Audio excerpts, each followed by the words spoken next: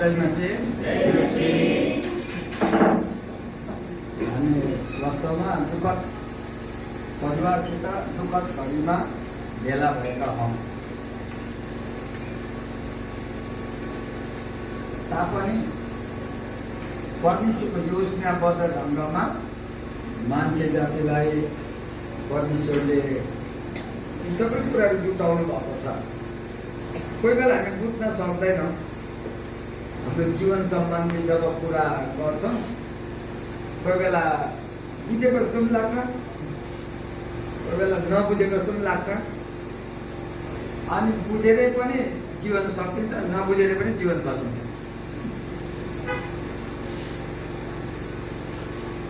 र कति विद्वान मानिसहरूसँग पनि बातचित गर्नुपर्छ। खै भाइ त्यो त मलाई नसोध्नु होला भनेपछि अब त्यो गाउँको बोजूलाई सोध्नु मिल्दैन होला।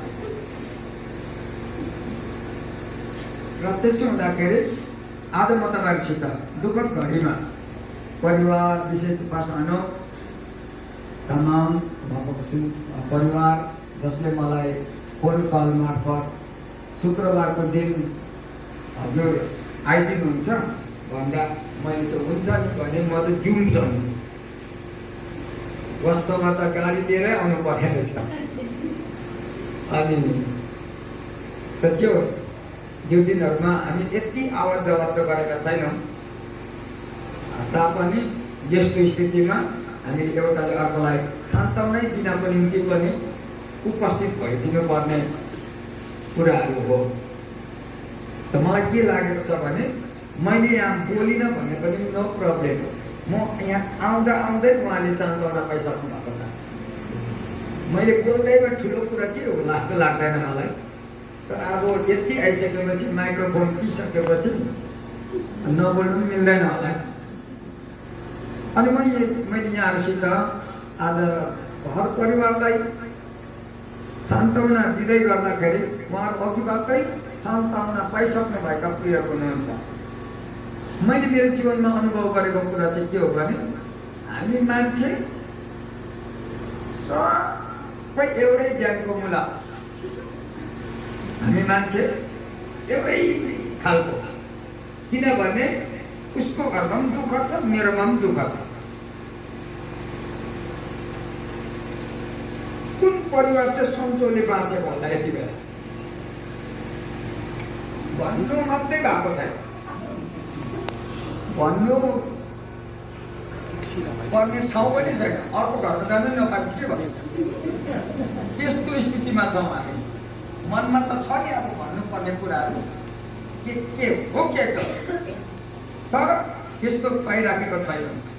बाध्यता भन्छ नि एउटा नेपालीमा राम्रो शब्द छ बाध्यता छ।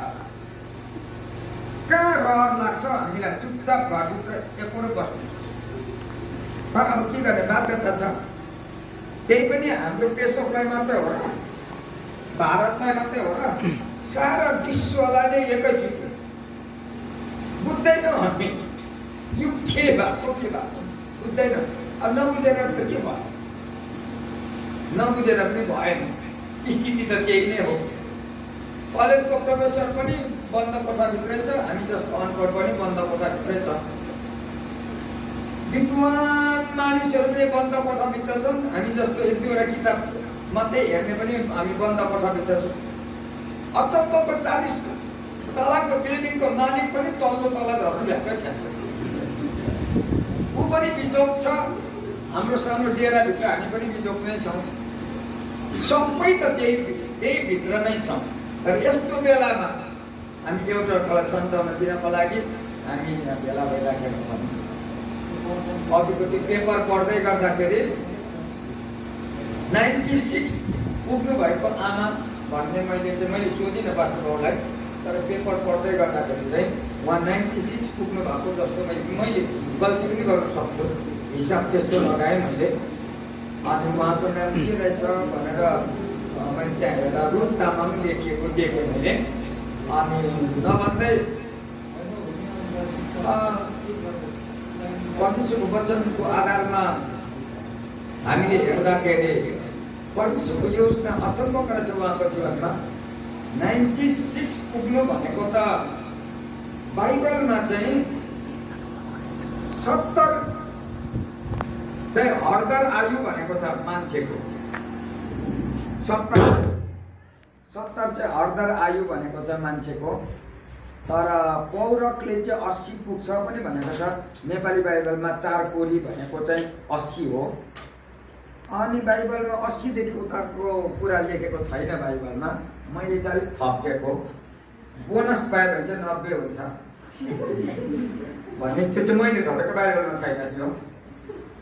तर बोनसदेखि पनि अझै कुत्ता जानु भएको रहेछ नि त आमाहरूको त। 96 भनेपछि त राम्रो खालको बोनस हो। परमेश्वरलाई धन्यवाद होस्, पृथ्वीमा उहाँ बस्न पाउनुभयो। 96 सालसम्म पृथ्वीमा बस्न पाउनुभयो मात्र होइन, आफ्ना छोरा छोरीहरूलाई स्याहार सुसार पुर्याउन पाउनुभयो। कोही बेला दुःख हेर्न पाउनुभयो, कोही बेला सम्झाउन भ्याउनुभयो, अनि कोही बेला सम्झाउँदा नमानेको कुरा पनि देख्नुभयो होला। किनभने जीवनमा यस्ता धेरै कुराहरू हुन्छ। कतिपल्ट हामीले मानिसहरूलाई आफ्नो अनुभवको कुरा बताउँदा त्यो तिम्रो अनुभव होला, मेरो आफ्नै दुःख छ ल, यहाँ डिस्टर्ब नगर होला भन्ने छौँ हामी पृथ्वीमा। हामी सल्लाह मान्दैनौँ नि खासमा। हामी पुराना मान्छेहरूको सल्लाह त्यति मान्दैनौँ नि। त्यस्तो स्थितिमा पनि भएर गयो होला आमा, मेरो अन्दाज मात्रै। म अन्दाज लाउँछु नि। जब बुढेसकालको मान्छेहरू बोल्छ, टाढो भएको छ युद्धहरूको धन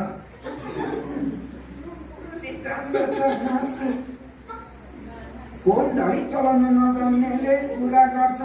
अब यो फोन जस्तै देखेको त धन्न यति भए पनि चलाउँदै पो छौँ। अब हामी सुरुमा जब मेरोमा फोन आइपुग्यो, 11 वर्षको नानीलाई सोधेँ, यहाँ आइज त आज रातभरि मसँग छु। किन अङ्कल, यहाँ हरियो कि रातो कुन चाहिँ थिच्नु? हो यो बता त मलाई, उताबाट आउँदा कुन चाहिँ थिच्नु, मैले भन्दाखेरि कुन चाहिँ थिच्नु? हो यो सिक्का त उसले म्युजिक निकाले के अरे बापरे, यो नभन न मलाई, यो थिच्नु मात्रै बताउ न। यस्तो स्थिति थियो। तर अहिले आएर म राम्रै चलाउँछु ल, इम्प्रुभ गरेँ क्या। अहिले मेसेन्जरमा बोल्छु, म वाट्सएपमा बोल्छु। हिजो अस्ति गुगलमा बोल्नुहोस् भन्यो, कोही मुस्किलले गुगलभित्र छिरे म पनि। पाराको छ नि त अहिले मोबाइलको स्टाइलहरू। अनि कतिवटा आउँदैन, अहिले पनि आउँदैन। मेरो छोराले निकै जान्दा छ, इभन नातिले धरि सिकाउँछ मलाई। मजा लाग्छ। हाम्रो युवा पुस्ताहरू धेरै एडभान्स भएको छ। तर एउटा वार्निङ चाहिँ के छ भने पृथ्वी अब सक्ने बेला भयो। यो पृथ्वी अब सक्ने बेला भयो। तर खुसीको कुरा चाहिँ के हो भने कमसेकम हामीसित यो पृथ्वीलाई बनाउने परमेश्वर बोल्नु भएको वचन हामीसित छ। यो पृथ्वीलाई बनाउने परमेश्वर सबै कुरोमा आज अब यत्रो सबै त कहाँ भन्छु र म त घर पुग्नुपर्छ। त्यसले गर्दाखेरि 1-2 लाइन बाइबल कस्तो परमेश्वर हो। कोही कोही बेला म सोच्छु परमेश्वरलाई म आम्ने सामने देख्नु पाए पनि हुने जस्तो लाग्छ। तर परमेश्वरलाई बाइबलमा अदृश्य भनेको छ।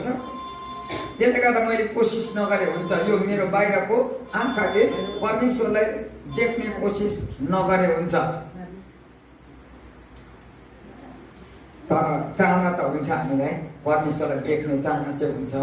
तर बाइबलले चाहिँ के भन्छ भने हाम्रो परमेश्वर अदृश्य हुनुहुन्छ भनेर आँखाले परमेश्वरलाई देख्ने ट्राई गर्नु अर्थमा निराश हुनु बराबर।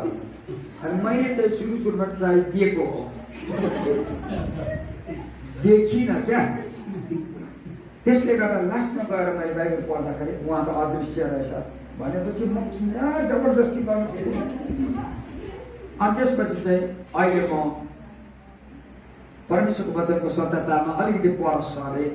सर्दा चाहिँ के भयो भनेदेखि मैले आत्मामा देखेँ उहाँलाई।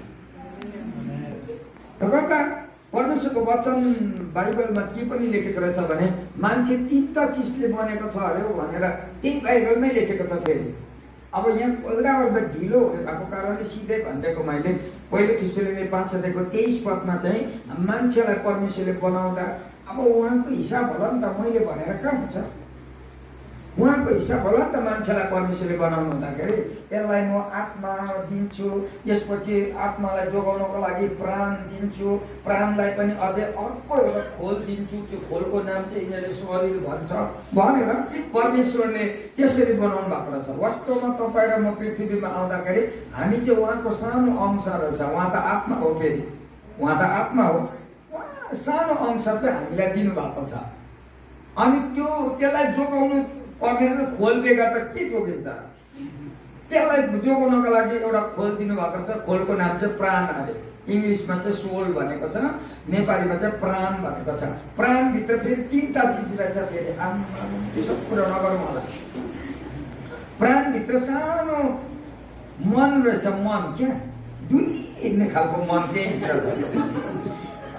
मन पनि ती छ, भावना पनि ती छ, चसक्क लाग्नु हुँदैन, ठसक्क हुने भावना पनि ती नै छ। बुहारीले नुन कम्ती हालिदिँदा चसक्क दुख्ने सासूको भावना पनि त्यही नै छ क्या। त्यो एकदमै चोट सहनु नसक्ने भावना त्यहीँभित्र छ। अचम्म मान्छेको जिन्दगी कस्तो खालको, यति धरि सहनु नसक्ने, पिल पिल पिल आँसु आयो।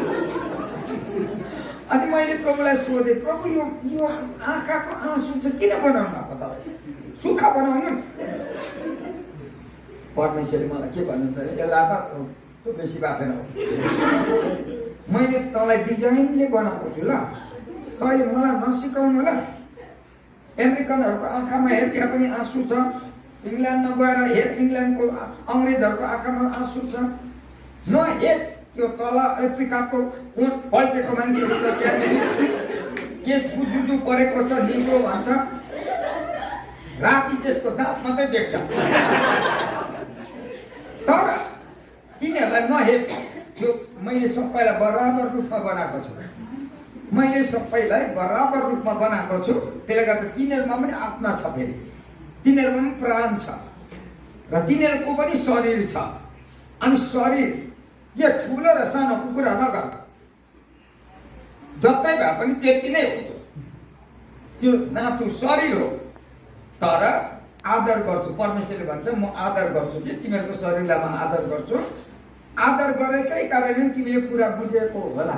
सानो काँडाले घोज्दा पनि रुला रुला जत्तिकै गरिकन तिमीहरू आफ्नो शरीरलाई कति बिघ्न माया गर्छौ, आफूलाई कति बिघ्न तिमीहरूले माया गर्छौ।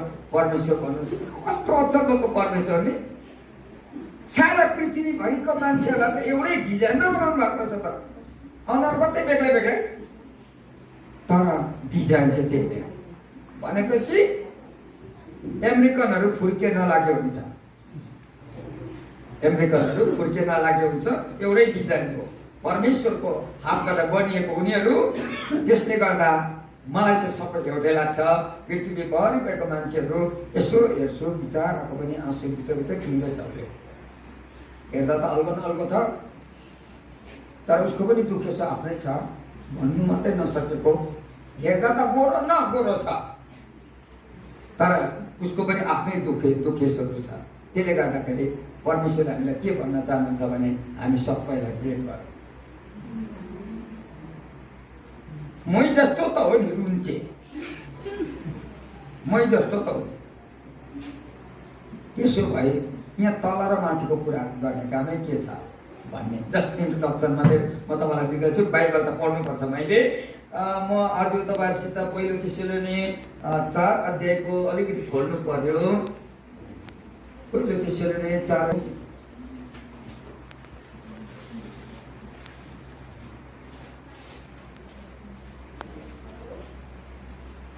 13 देखि म 18सम्मै पढ्दिनु छु। तर हे भाइ हो, मरिजानेहरूको विषयमा तिमीहरू अजान बस्छ भन्ने हाम्रो इच्छा गर्दैनौ कि आशा नहुने अरू बाँकीहरूले जस्तो शोक नगर, किनकि येशूको मृत्यु र पुनरुत्थान भएको हामी विश्वास गर्छौँ भने त त्यसरी नै येशूमा मरेकाहरूलाई पनि परमेश्वरले उहाँको साथमा ल्याउनु हुनेछ। किनकि प्रभुको वचनद्वारा तिमीहरूलाई भन्दछौँ कि हामी यो जो जीवित छौँ र प्रभुको आगमनसम्म बाँचिरहन्छौँ कुनै किसिमले पनि मरेकाहरूलाई उछिन्ने छैनौ, किनभने ठुलो शब्दले प्रधान दूतको आवाज र परमेश्वरको तुरैको साथ प्रभु आफै स्वर्गबाट ओर्लन हुनेछ र पृष्ठमा मर्नेहरू चाहिँ पहिले बिउतनेछन्।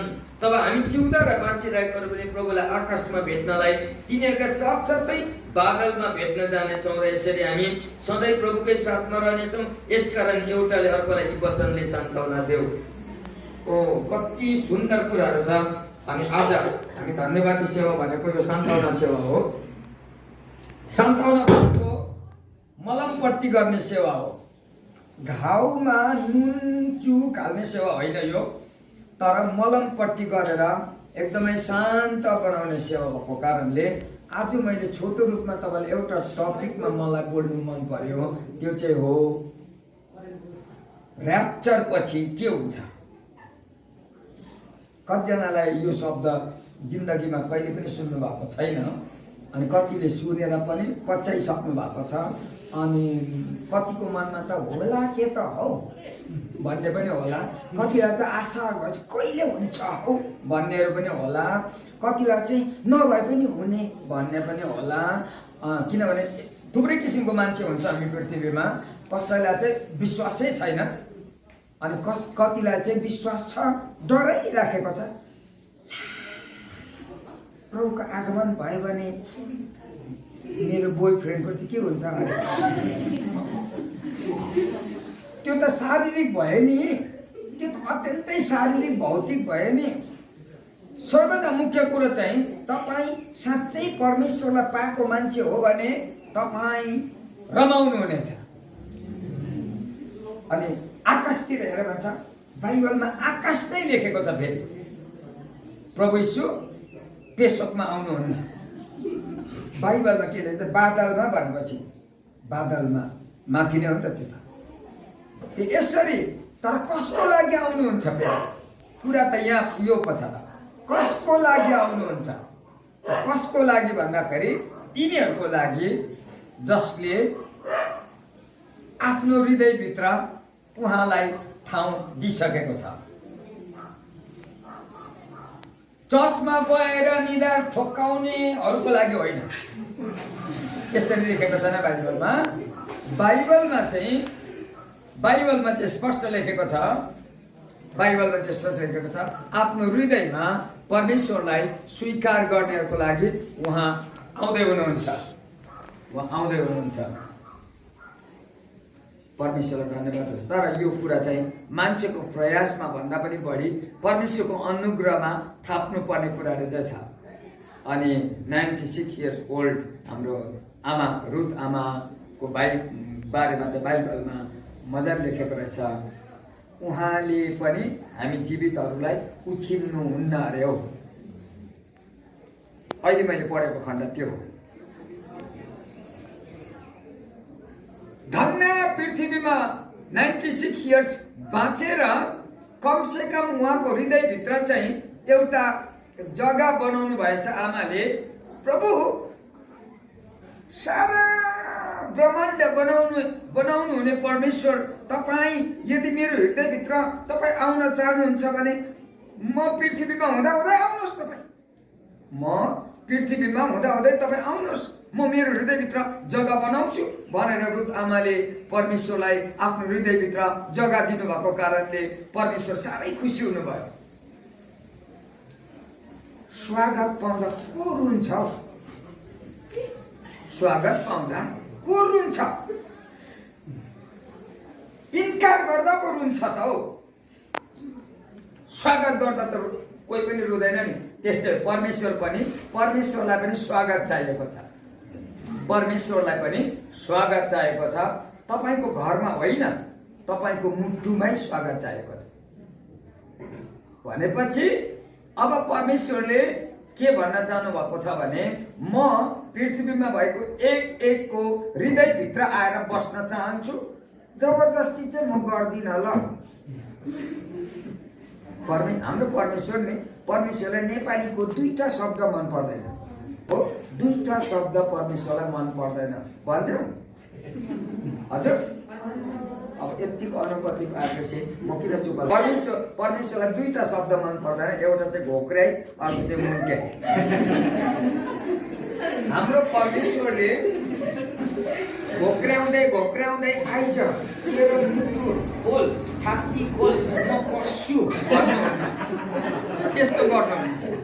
परमेश्वरलाई चाहिँ यो दुईटा शब्द मन नपरेको कारणले अर्को शब्द चाहिँ परमेश्वरलाई मनपर्छ, अनुमति। अनुमति चाहिँ मनपर्छ परमेश्वरले।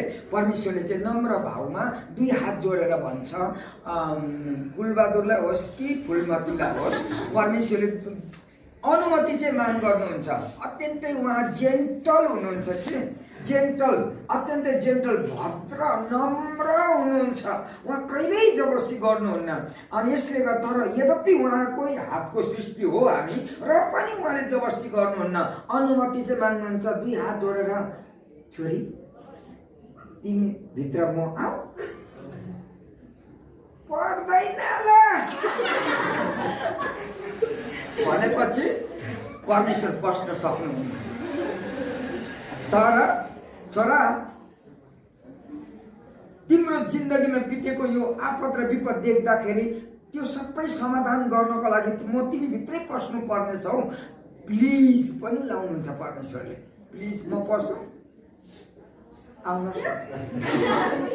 जसले आफ्नो हृदयको ढोका चाहिँ भित्र खोल्छ नि, त्यहाँ सिंहासन हुन्छ। परमेश्वर त राजा हो त, त्यसले गर्दा सिंहासनमै बस्नुहुन्छ। तपाईँको हृदयभित्रको चर्चको सिंहासनमा होइन, हृदयको सिंहासनमा चाहिँ परमेश्वर बास गर्नुहुन्छ है। मजाले ध्यान लगाएर सुन्नुहोस्। हाम्रो परमेश्वर चाहिँ नि सिमेन्टको काठको बिल्डिङमा बस्नुहुन्न। हाम्रो परमेश्वर चाहिँ हृदयभित्र परमेश्वर बस्नु। यस कारणले उहाँ आउन चाहनुहुन्छ। त त्यसरी जसले उहाँलाई त्यसरी जीवनमा ग्रहण गर्यो नि, स्वीकार गर्यो भन्छ। ग्रहण भने पनि, स्वीकार भने पनि, हृदय खोलिदिनु भने पनि, छाती खोल्नु भने पनि, जे भने पनि उहाँ चाहिँ भित्र हुनुपर्छ। उहाँ चाहिँ भित्र हुनुपर्छ। अनि रुथ आमाले चाहिँ परमेश्वरलाई आफ्नो जीवनमा बोलाउनु भएछ। परमेश्वरलाई एकदमै धन्यवाद होस्। अनि रुथ आमालाई पनि धन्यवाद होस्, किन उहाँले अचम्मको ब्रह्माण्डका परमेश्वरलाई आफ्नो हृदयभित्र बोलाउनु भएको कारणले उहाँको नाउँ परमेश्वरले अनन्त अनन्त अनन्तको खातामा लेखिदिनु भयो। त्यसलाई चाहिँ बाइबलमा जीवनको पुस्तक भनेर लेखेको छ मेरो बाइबलमा। ओहो, सबैभन्दा सुन्दर पुस्तक कुन हो भनेर परमेश्वरलाई हामीले सोध्यो भने त्यो चाहिँ जीवनको पुस्तक हो। अनि रुथ आमाको नाम त्यहाँ लेखेको छ। रुथ आमाको नाम त्यहाँ लेखेको छ। मलाई मजा लाग्छ।